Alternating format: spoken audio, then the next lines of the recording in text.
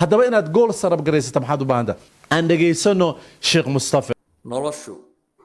idaaratul waqti kama maaranto nolosha inaad maarayso kama maaranto noloshu soo toosoo wax cunoo iska soco waxaasaan samaynayaa unoo duuduuba kuma sax noqoto waxaad u baahan tahay markaa waqtigaaga inaad ka faa'iidayso aad baad ugu mahadsan tahay daawashada message-kan aad daawatay bilowgiisa waxaan kaa codsanayaa inaad dhammaystirato haddii uu adiga ku caawiyana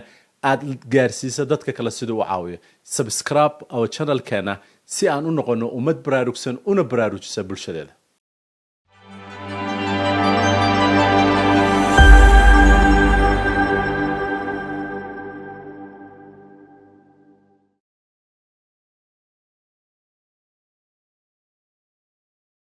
السلام عليكم ورحمة الله وبركاته والله ليال مالك استو أدونك جوكتان ومالين فرايدي وحان ربا أنا سؤال شان كويديو ومالين فرايدي وسؤال دين إي أدون قصيصة وحان ربا إنا دو وقت هذا سيسود كفكرتو هدي أد مشغول تهينا أد مركلة كدقتو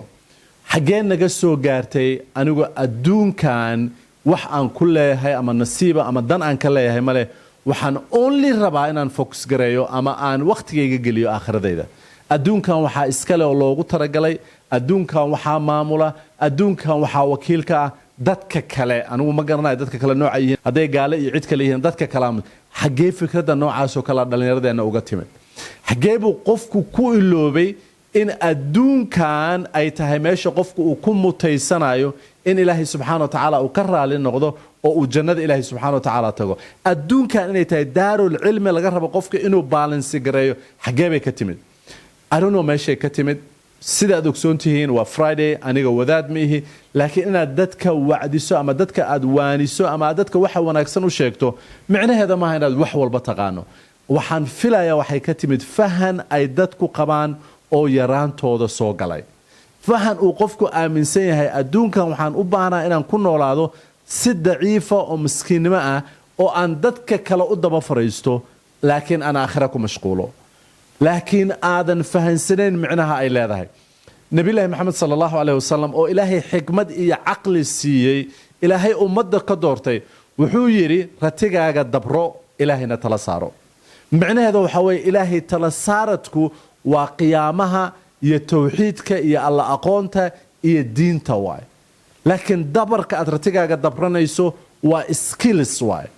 waa inaad competent tahay waayo oo aad leedahay skillska ugu sareysa ee qof muslima ama qof ibn aadan u leh micnaheedu maxaa waay waa inaad xarigaaga tabci karto ama teehi karto ama xarigaaga aad soolan karto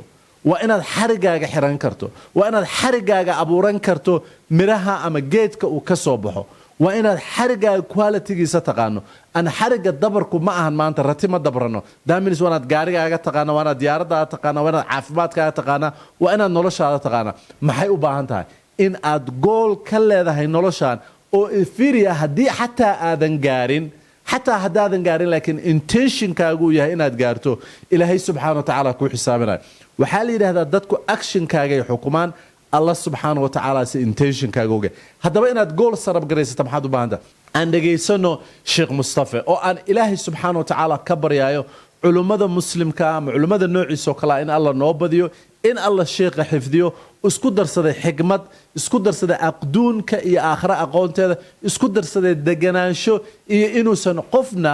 uusan noloshiisa ama cid kale uusan noloshiisa galin si cilmigiisu uu u noqdo mid dadka dhan ama dhalinyarada dhan ay ka faa'iideystaan research ama ma aragtay baarid aan dhalinyarada ku sameeyay waxaan weydiiyay sheekha ugu badan ee dhageystaan in every life aan galno sheekh mustafa is a number 1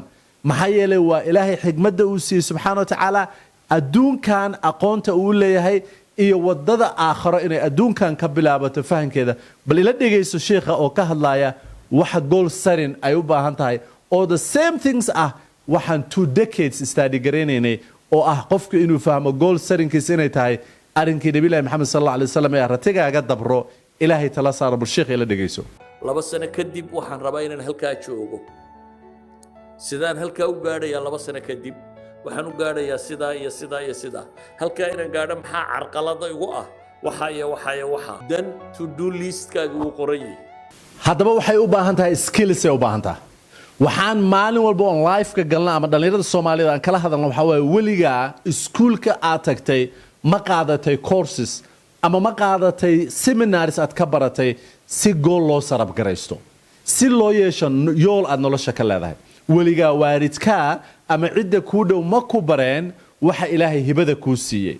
ma taqaanaa marka aad feelgarowdo oo aad dhacdo si looga kaco oo aadan u fahmin ama aadan u arkin in aad failure tahay laakiin aad u aragto inaad nolosha ka gudubto just look for nabi ilaahi yuusuf ilaahi raalliga ka noqde waxaa dhan uu soo maray hadday ceel tahay haddii ay tahay xabsi hadday tahay oo maaragtay lamasabidasho ay tahay haddii dhibaatooyinka uu soo maray oo dhan ay tahay marna muusan arkin naftiisa inuu victim yahay ama dembiile ama failure yahay muxuu u arkay naftiisa wuxuu u arkay inuu yahay nin gool kale adduunkan u qiimaysan adduunkan inuu yahay asaga waxa alla baray subxaanahu wa ta'ala iyo xigmada inuu dadka ku badbaadiyo qofka muslimka asaasa laga rabaa adoo qashinka guraya haday nolosha kugu qasabtay waa inaad ogsoon tahay cadaaladda adduunka inay adiga ku hoos taalo goolkeeda aad fahmi karto waa inaad ogsoon tahay adduunka leadershipka maanta loo oynayo cidda laga barto ugu badan oo aan 27 years or 22 years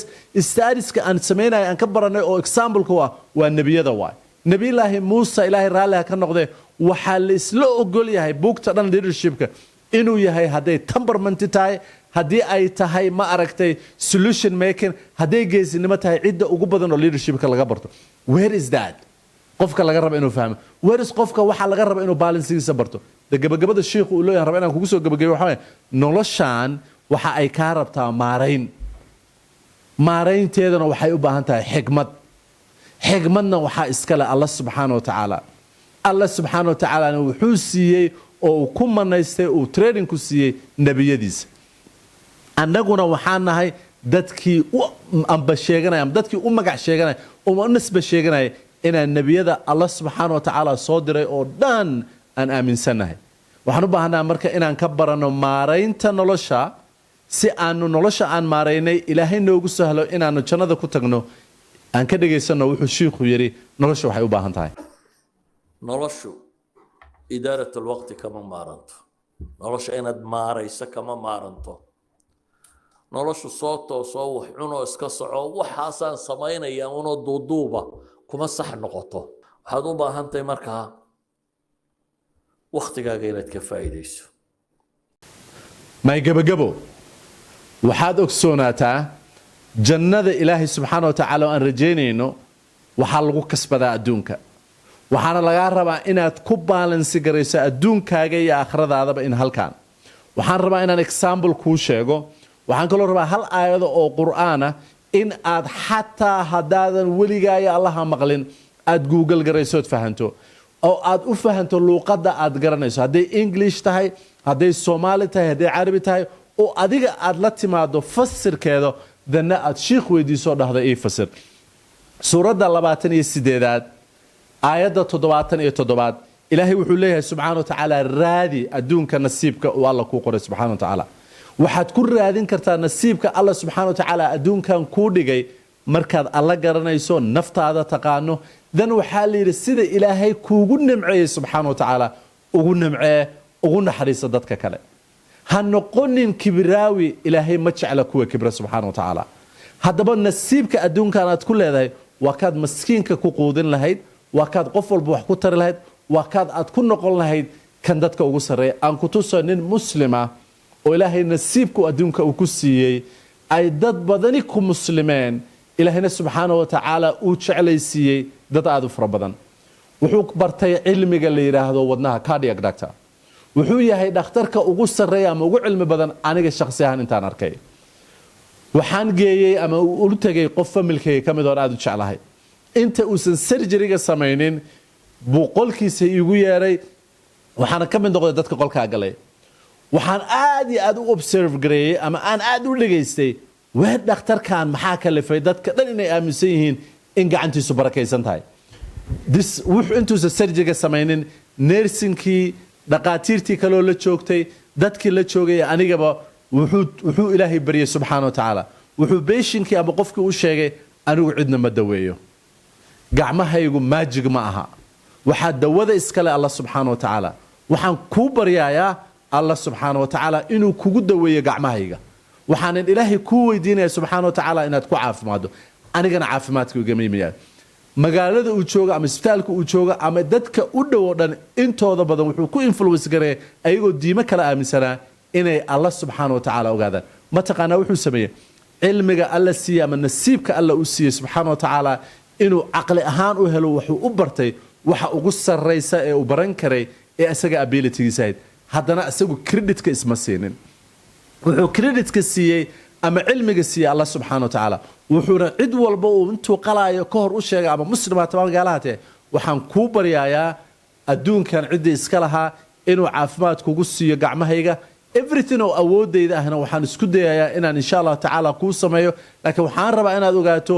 anigu decisionka ama dawadeeda ma lihi Allah iskala subxaanahu wa ta'ala qofka muslimka hadduu qashin qaadayo hadduu track wado hadduu isbitaal ka shaqaynayo markuu isticmaalo awoodiisa qaybta ugu sarreysa mar walba waxaa laga rabaa inuu ogaado inuu asagu yahay masuulka ama qofka adduunkan loo wakiishay oo aan u baahnayn dadka inuu diinta ama ku qasbo ama sanka ka geliyo ama si kalaba oo ma aragtay oo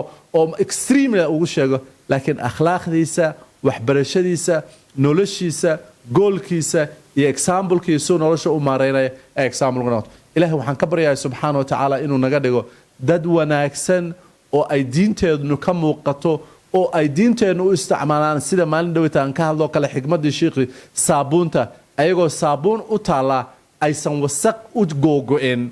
laakiin ay u isticmaalaan saabuunta inay wasaqda iskaga dhaqaan macnaheedu inuusan kitaabku noo noqon mid gurigeenna yaala laakiin uu noo noqdo mid annaga qalbigeenna wanaajiya oo aan ku noolaano waxaan iri oo wanaagsan ilaahay bay ka timi subxaanahu wa ta'ala wixii aan u iri si qaldanna naftayda iyo shaydaanka iskale sheekh miihi waanadana waxaan ka keenay maadaama leadershipka aanu baranayno inaan dadka la sheergarayo inta yarta oo caqli ahaan u fahansanahay aad baan inii salaamaya walaal